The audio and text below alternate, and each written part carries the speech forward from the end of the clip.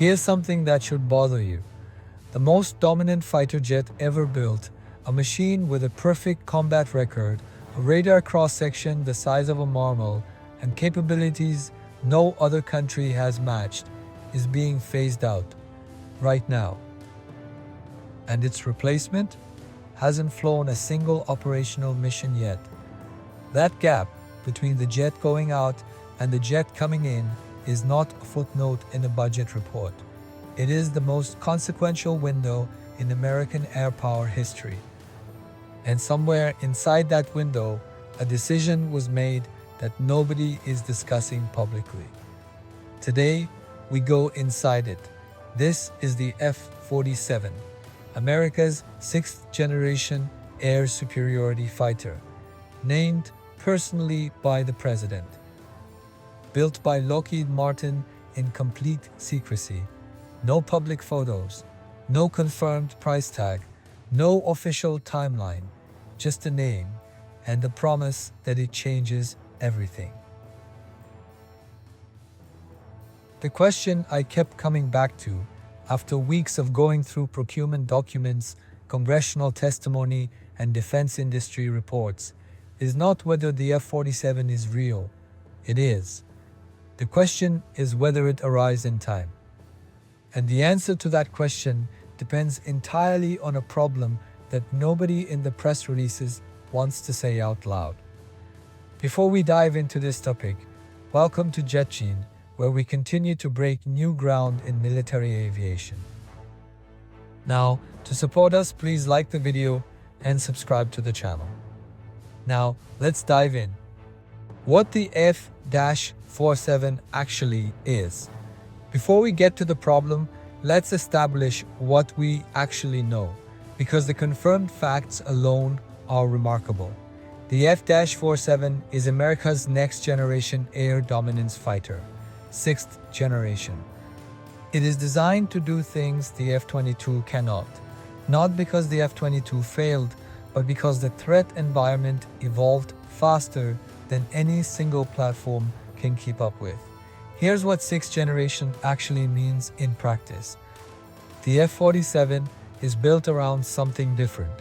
It is designed to operate as the command node of an entire aerial ecosystem. One F-47 in the sky doesn't just fight, it coordinates. It directs autonomous wingmen, unmanned aircraft called CCAs, collaborative combat aircraft, that fly alongside it, extending its reach, absorbing risk, saturating enemy defenses. The pilot in the F-47 cockpit is not just a fighter pilot. He is a battlefield commander. The stealth is also a different generation entirely. The F-22's stealth is exceptional, but it was designed against radar systems that existed in the 1990s. Modern adversary radar, particularly low-frequency systems, has gotten significantly better at finding fifth-generation aircraft. The F-47's signature management is designed against the radar systems of 2035, not the systems that exist now. The systems that are being built right now. And then there's directed energy. The F-47 is reportedly designed with the architecture to eventually carry directed energy weapons, high-powered microwave or laser systems that change the fundamental economics of aerial combat. A missile costs between $400,000 and $3 million. A directed energy shot costs roughly the price of the electricity. If that capability matures, and the F-47 is designed to carry it, the entire cost structure of air combat changes permanently. This is what America is building. The most capable, most networked, most future-proofed fighter jet in history.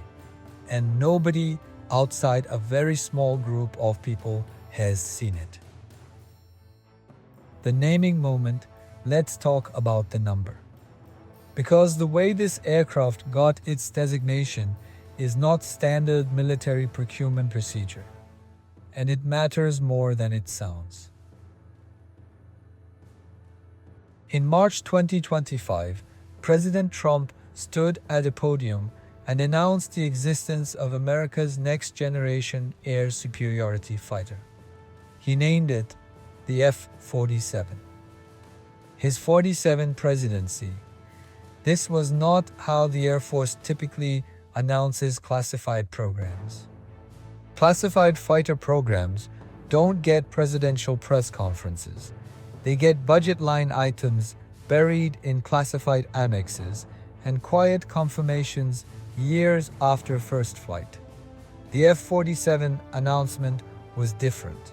It was deliberate, political, and for the defense industry, deeply unusual.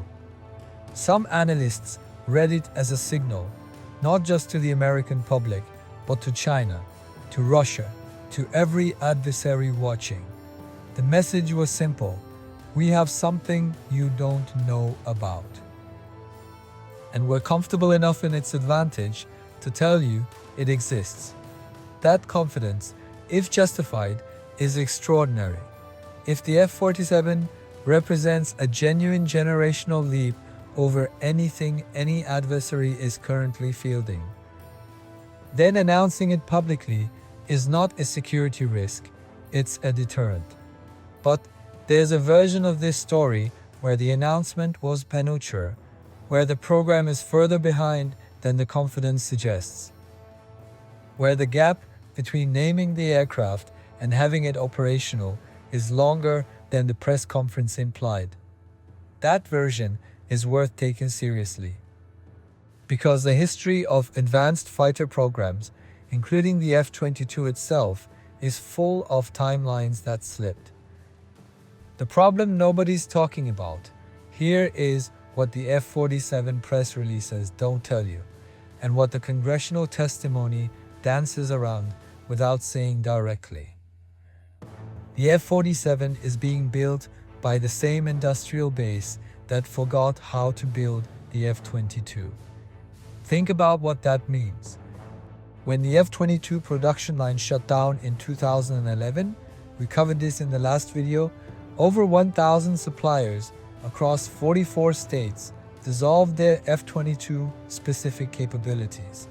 Titanium forging specialists, radar-absorbing material manufacturers, composite panel producers, gone. Not paused, gone. The F-47 requires all of those capabilities, and then some. Sixth-generation manufacturing is not a minor upgrade from fifth-generation manufacturing. The tolerances are tighter. The materials are newer. The processes are more complex. And the workforce that understood how to build at this level, the engineers who spent 20 years mastering advanced stealth manufacturing, many of them retired during the 13 years the production line was dark. The defense industry is rebuilding. Lockheed Martin has been investing in its supply chain. Congress has appropriated funding for advanced manufacturing programs. The Air Force is aware of the problem, but awareness doesn't automatically translate to capability. Rebuilding institutional knowledge takes time. Specifically, it takes the same amount of time it took to build it the first time. And that's a decade, minimum. Here is the timeline problem in plain terms. The F-22 is being phased out of frontline service on a schedule that assumes the F-47 will be ready. The F-47's readiness depends on a supply chain rebuild that is still in progress. The supply chain rebuild timeline has not been publicly confirmed. In the meantime, that gap we talked about in the opening, the window between the jet going out and the jet coming in, is real, and it's measured in years. China's J-20 fleet is growing. The J-36, China's own sixth-generation prototype, flew for the first time in late 2024. We covered that in the last video. China did not pause its program while America rebuilt its industrial base.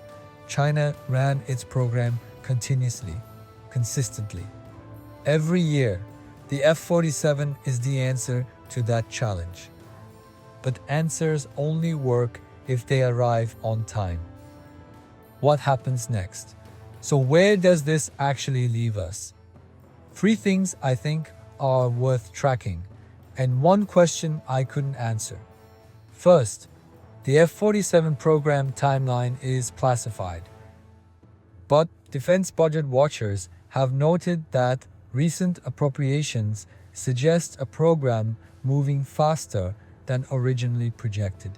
There are signals, not confirmations, that early flight testing may be further along than the public silence implies. If that's true, the gap is smaller than it looks from the outside.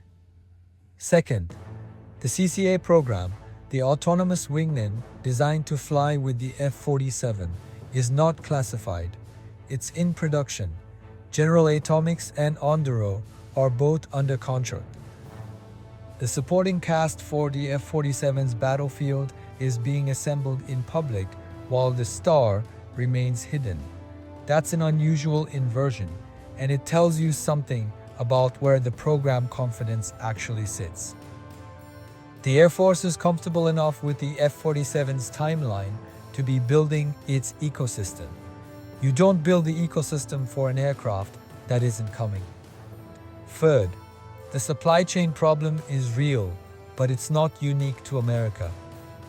China's J-36 program faces its own manufacturing challenges. Advanced stealth manufacturing at scale is genuinely hard. No country has fully solved it. The race is not between a country that has solved the problem and a country that hasn't. It's between two countries solving the same problem at different speeds. And the question I couldn't answer, will the F-47 be operational before the F-22 gap becomes strategically significant? I don't know. Nobody outside a classified briefing room knows. What I can tell you is this: the people building it, the engineers, the test pilots, the program managers are not operating on a peacetime schedule. They know what's at stake. And that, historically, is when American aerospace does its best work. The F-22 was built for a world that didn't exist yet. It turned out that world arrived. The F-47 is being built for a world that doesn't exist yet either. The question isn't whether that world is coming, it is. The question is whether the F-47 gets there first. We're going to keep tracking this program. Every budget hearing, every procurement update, every signal buried in the footnotes. That's what this channel is for. If you're here, you already know the stories that matter aren't usually in the headlines. Subscribe, hit the bell. The next video is already in production. Until next time, clear skies.